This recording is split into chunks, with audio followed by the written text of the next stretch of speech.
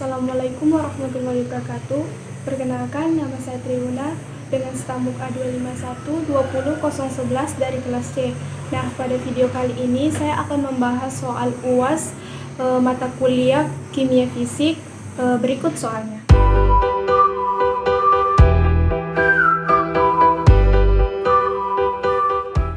Baik, langsung saja kita menjawab soal nomor 1 bagian A.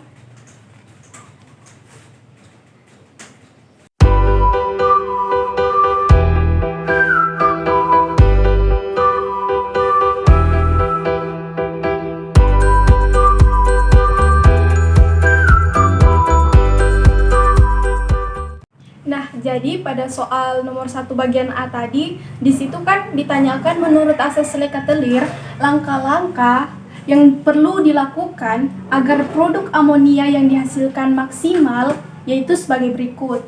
Pertama, jika konsentrasi N2 atau H2 ditambah, maka setimbang akan bergeser ke arah kanan produk.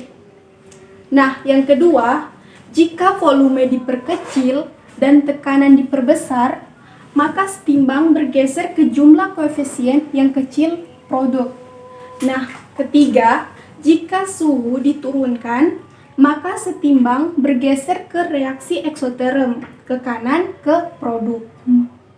Baik, selanjutnya kita akan membahas nomor 1 bagian B, di mana diketahui pada soalnya itu reaksinya N2 dalam fasa gas ditambah 3H2 dalam fasa gas menghasilkan 2NH3 dalam fasa gas. Kemudian delta H-nya min 92 kJ.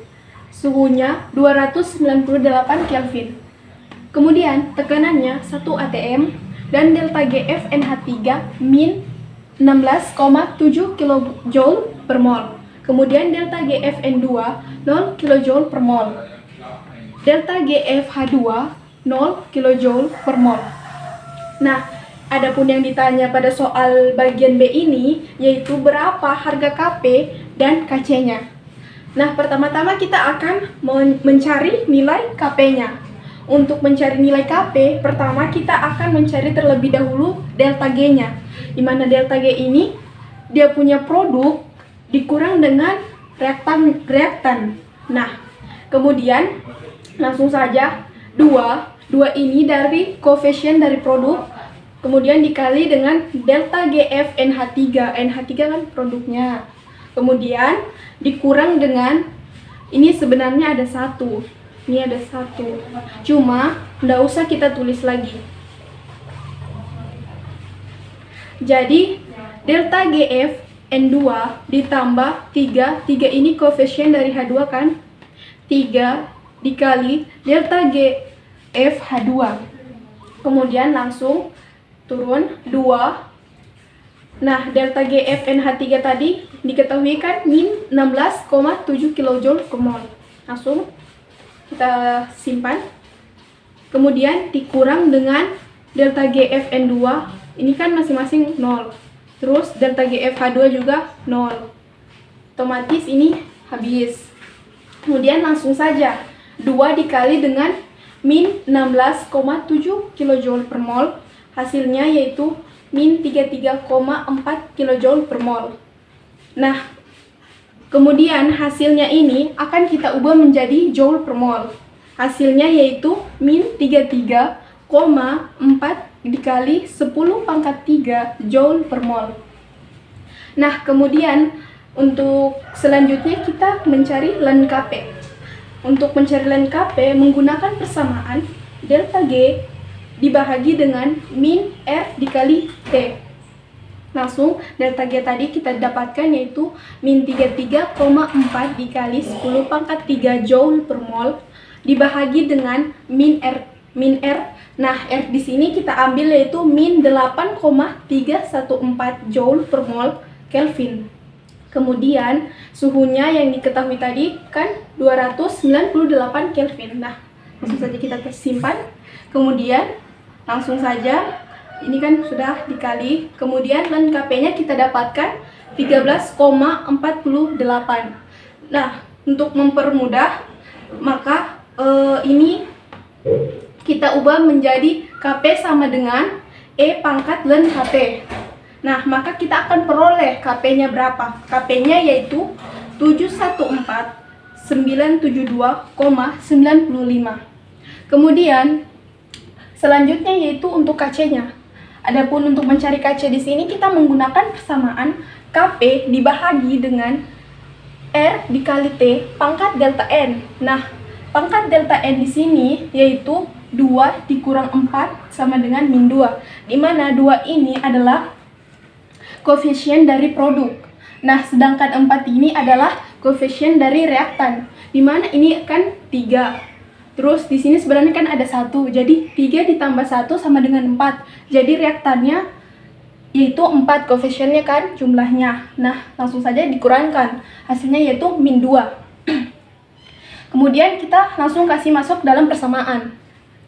Langsung saja Kp yang tadi kita dapat yaitu 714.972,95 dibahagi dengan R. R-nya yaitu kita ambil di sini 0,082 LATM per mol Kelvin. Kemudian di sini suhunya yaitu 298 Kelvin pangkat min 2. Pangkat min 2 ini kan delta N-nya yang kita sudah peroleh tadi. Kemudian langsung saja. Nah, langsung kita bahagi. Kemudian akan kita peroleh Kc-nya yaitu 425.579.136,9. Maka kesimpulannya yaitu harga Kp-nya yaitu 714.972,95 dan Kc-nya yaitu 425.579.136,9. Baik, selanjutnya kita masuk pada pembahasan soal bagian nomor 2. Nah, pembahasan soal nomor 2 ini kan lanjutan dari bagian nomor 1 tadi. Nah, pada nomor 1 tadi diketahui di situ yang telah kita dapat delta H-nya kan min 92 kJ diketahui kan. Terus dia punya suhu 298 Kelvin dan tekanannya 1 atm. Kemudian delta G-nya yang kita peroleh tadi min 33,4 kJ per mol. Kemudian Kp-nya 972,95. Kemudian Kc-nya 425.579.136,9 dan delta E-nya tadi kan min 2. Langsung saja untuk yang bagian nomor 2 ini yang ditanyakan yaitu A, delta S-nya, delta U, dan delta A. Kemudian untuk bagian B-nya ditanya pada suhu 500 K, apakah reaksi dapat berjalan spontan ke arah pembentukan amonia? Jelaskan. Nah, kemudian untuk bagian C-nya yang ditanyakan pada suhu berapa pada tekanan 1 atm berjalan spontan ke arah pembentukan amonia atau produk. Nah, kemudian untuk bagian D-nya yang ditanyakan delta HF NH3 pada suhu 500 Kelvin. Langsung saja kita ke penyelesaian untuk bagian nomor 2 bagian A. Nah, untuk bagian A di sini kan yang pertama dicari delta S. Nah, untuk mencari delta S kita akan menggunakan persamaan delta G sama dengan delta H dikurang T dikali delta S. Kemudian langsung saja kita masukkan nilainya. Delta G tadi yaitu min 33,4 kJ per mol. Kemudian delta H-nya yaitu min 92 kJ. Kemudian dikurang dengan suhunya tadi 298 Kelvin. Nah, kemudian dikali dengan delta S-nya. Karena delta S yang akan kita cari terlebih dahulu. Kemudian langsung delta S sama dengan langsung pindah min 33,4 kJ per mol ditambah 92 kJ dibahagi dengan 298 Kelvin min. Kemudian hasilnya 58,6 kJ per mol dibahagi dengan suhunya tadi min 298 Kelvin. Nah, maka dari itu kita peroleh delta S-nya. Delta S-nya yaitu min 0,1966 kJ per mol Kelvin. Nah, kemudian selanjutnya kita akan mencari delta U pada bagian A ini. Untuk mencari delta U sendiri, kita menggunakan persamaan delta H sama dengan delta U ditambah R kali T dikali delta N. Kemudian langsung kita masukkan delta H-nya yaitu min 92 kJ. Kemudian delta U turun karena delta U yang akan kita cari. Kemudian R-nya kita menggunakan 8,314 Joule per mol K. Kemudian untuk suhunya sendiri kita menggunakan yang diketahui tadi 298 Kelvin. Kemudian delta M-nya tadi kan min 2. Kemudian langsung turun. Kemudian untuk itu delta U-nya sama dengan min 92 kJ ditambah dengan 4955,144 Joule. Kemudian delta U sama dengan min 92 kJ ditambah 4,955144 kJ. Nah, ini kan dalam bentuk Joule tadi, tapi kita konversi ke kilojoule agar sama satuannya. Kemudian maka kita peroleh delta U-nya yaitu min 87,045 kJ. Nah, lanjut di sini untuk bagian A, selanjutnya kita akan mencari delta A-nya. Untuk mencari delta A, maka kita akan menggunakan rumus delta A sama dengan delta U dikurang T dikali dengan delta S. Langsung saja kita masukkan nilai-nilai yang sudah diperoleh tadi. Delta U-nya kita peroleh tadi min 87,045 kJ. Kemudian untuk suhunya sendiri yaitu 298 Kelvin. Kemudian delta S-nya kita peroleh min 0,1966 kJ per mol Kelvin. Langsung saja. Kemudian maka kita akan peroleh hasil dari delta A-nya yaitu min 28,4582 kJ per mol. Nah, itu saja untuk bagian A-nya. Kemudian untuk bagian B-nya sendiri ditanyakan tadi kan pada suhu 500 K apakah reaksi dapat berjalan spontan ke arah pembentukan amonia? Jelaskan. Nah, untuk menjawab soal ini, pertama-tama kita harus mencari delta G terlebih dahulu. Untuk mencari delta G, kita masukkan ke persamaannya. Delta G sama dengan delta H dikurang T dikali delta S. Langsung kasih masuk delta H-nya yaitu min 92 kJ. Kemudian dikurang dengan suhunya. Kan di sini tadi dikatakan pada soal pada suhu 500 Kelvin. Nah, maka dari itu pada bagian B ini kita menggunakan suhu 500 Kelvin. Kemudian untuk delta S-nya yaitu min 0,1966 kJ per mol Kelvin. Langsung kemudian akan kita peroleh hasil delta G-nya yaitu 6,3 kJ per mol. Maka dapat kita simpulkan bahwa pada suhu 500 K dikarenakan delta G yang kita dapatkan lebih besar daripada 0, yaitu delta G yang kita peroleh tadi 6,3 kJ per mol. Nah, maka reaksi tidak dapat berjalan spontan ke arah pembentukan amonia. Baik, kita lanjut ke pembahasan nomor 2 bagian C. Nah, untuk bagian nomor 2 bagian C di sini yang ditanyakan yaitu pada suhu di bawah berapa reaksi tersebut berjalan spontan pada tekanan 1 atm. Nah, perlu kita ketahui bahwa agar spontan delta G harus kecil dari 0. Kemudian langsung kita masukkan ke rumus delta H dikurang T dikali delta S kecil dari 0. Kemudian langsung kita masukkan nilai yang diketahui tadi, kan delta H yang diketahui tadi min 92 kJ. Kemudian dikurang dengan T. Nah, T turun kan. Kemudian delta S-nya di sini yang kita peroleh tadi, yang kita peroleh sebelumnya yaitu min 0,1966 kJ per mol Kelvin, kecil dari 0. Kemudian turun. Nah, di sini kan kita kalikan antara min T dan min 0,1966 kJ per mol Kelvin. Nah, kita peroleh positif 0,1966 T kJ per mol Kelvin, kecil dari 0. Nah, agar min 92 kJ yang berada di sisi kiri ini habis, maka kedua ruas kita tambahkan dengan positif 92 kJ. Nah, maka akan kita peroleh 0,1966 T kJ per mol Kelvin, kecil dari 92 kJ. Nah, T kecil dari 92 kJ atau dibahagi dengan 0,1966 kJ per mol Kelvin, maka kita peroleh T-nya yaitu T kecil dari 467,96. Nah, jadi dapat kita simpulkan pada bagian 2C ini, pada tekanan 1 atm, reaksi tersebut berjalan spontan pada suhu di bawah 467,96. Nah, selanjutnya untuk bagian nomor 2D.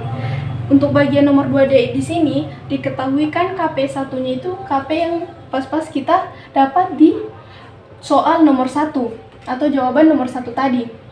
KP-nya yaitu 714,972,95. Kemudian untuk delta G kan di sini, untuk delta G-nya di sini yang pada suhu 500 K yang kita peroleh pada 2B sebelumnya.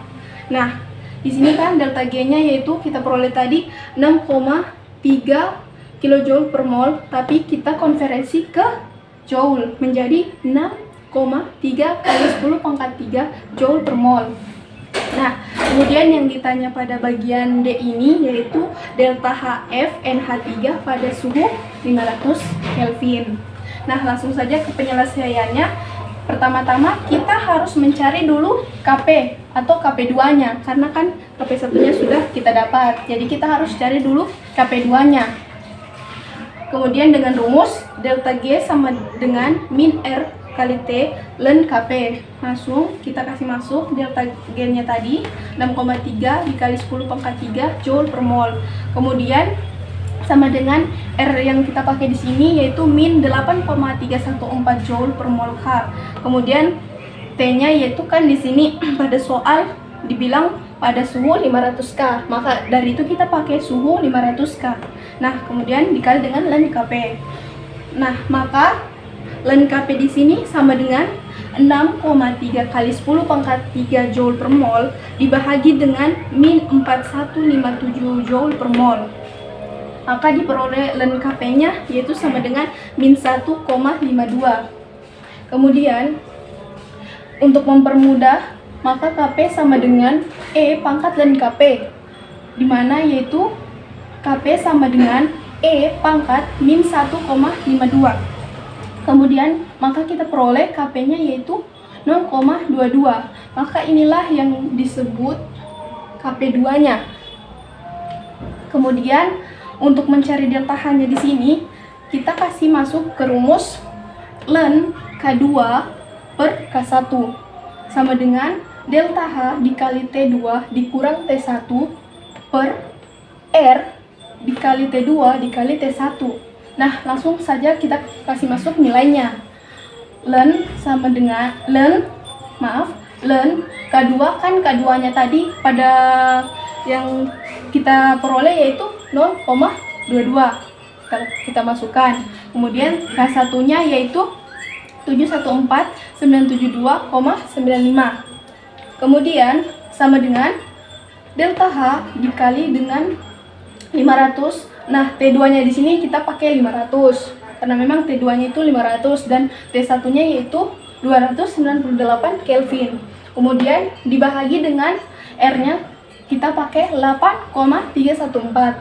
Kemudian turun T2-nya yaitu 500 Kelvin dan dikali dengan T1-nya 298 Kelvin.